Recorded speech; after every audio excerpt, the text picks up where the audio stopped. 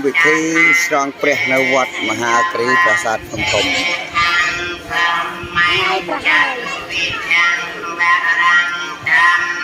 ស្រង់ព្រះមហាគ្រីប្រាសាទភ្នំធំ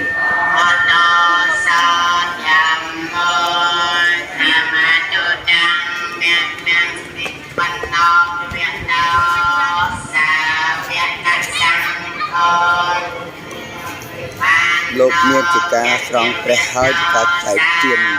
ចែកបុណ្យកុសលនេះតារាល្បី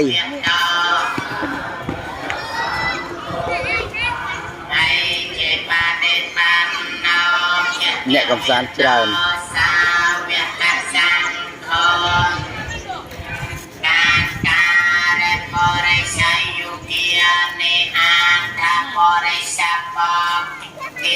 อันนี้บรรจุนังประหัตอันนี้เนี่ยรวมบรรจุเมื่อโมได้รวมจูดิมั้ยจูอยู่โมได้รวมจูสะอาดนะขยันเนี่ยเมื่อได้รวมจูในรวมประหัตเนี่ยรวมจูได้รวมประหัตเราเนี่ย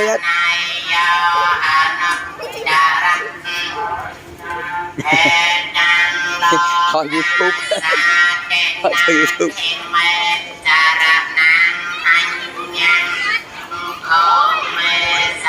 កម្មវិធីស្រង់ព្រះនៅវត្តមហាគ្រីប្រាសាទភ្នំធំស្រុកគោលខេត្តទេមានជ័យមានជាការចែកទានពីព្រះអង្គគ្រូស្មាលីពេលនេះកំពុងតែពុកគ្រប់តាច់ដើម្បីចាប់ដើមកម្មវិធីស្រង់ព្រះ